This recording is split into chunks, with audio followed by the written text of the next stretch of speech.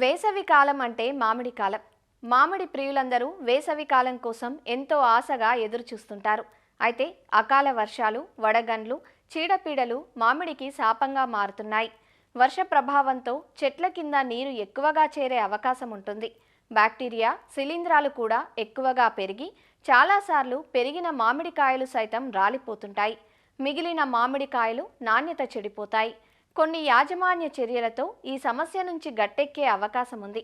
అకాల వర్షాల సమయంలో మామిడి తోటల్లో వచ్చే సమస్యలను అధిగమించే మార్గాలను తెలియజేస్తున్నారు సంగారెడ్డి ఫల పరిశోధనా స్థానం ఉద్యాన శాస్త్రవేత్త ఏ నితీష్.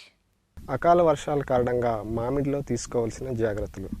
వర్షం పడిన తర్వాత వీలైనంత త్వరగా అంటే 24 గంటల్లోపు ఏవైతే నీరున్నాయో చెట్ల మొదల్లో అవన్నీ కూడా బయటికి పారే విధంగా ఏర్పాట్లు చేసుకోవాలి.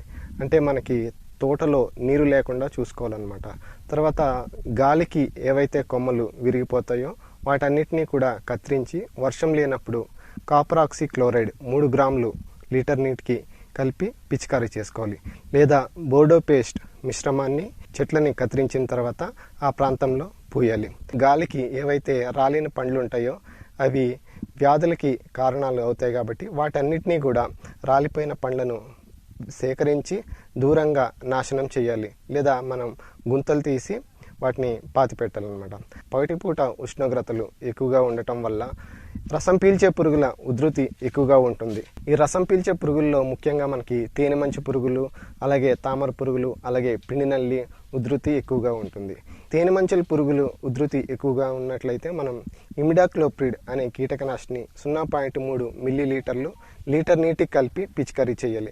అలాగే తామర పురుగుల ఉధృతి కనుక ఎక్కువగా ఉన్నట్లయితే ఫిప్రోనిల్ అనే కీటకనాశిని 2 మిల్లీలీటర్లు లీటర్ నీటికి కలిపి పిచికారీ చేయాలి. అలాగే మనకి పిండి నల్లి ఉధృతి కనుక ఎక్కువగా ఉన్నట్లయితే ప్రొఫినోఫాస్ అనే కీటకనాశిని 2 మిల్లీలీటర్లు లీటర్ నీటికి కలిపి పిచికారీ చేయాలి.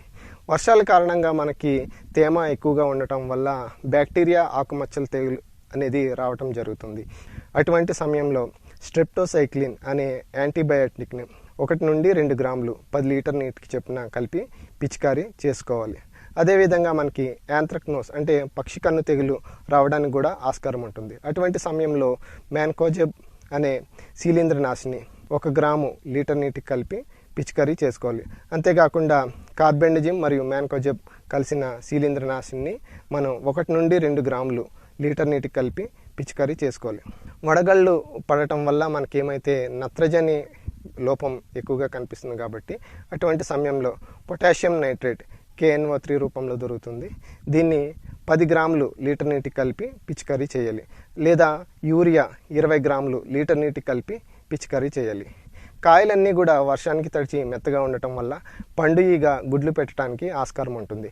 కాబట్టి లింగాకర్షక బుట్టలు పెట్టుకుండి మనం ఈ యొక్క పురుగుని అంటే మనకి ఈ యొక్క పండుగ ఉధృతిని మనం గమనించుకోవాలి.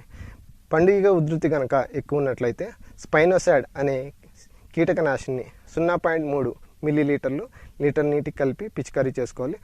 ఈ విధంగా వర్షాలు పడిన తర్వాత ఇటువంటి యాజమాన్య పద్ధతులు పాటించినట్లయితే మనం సమర్థవంతంగా మన మామిడి పండ్లను రక్షించుకోవచ్చు.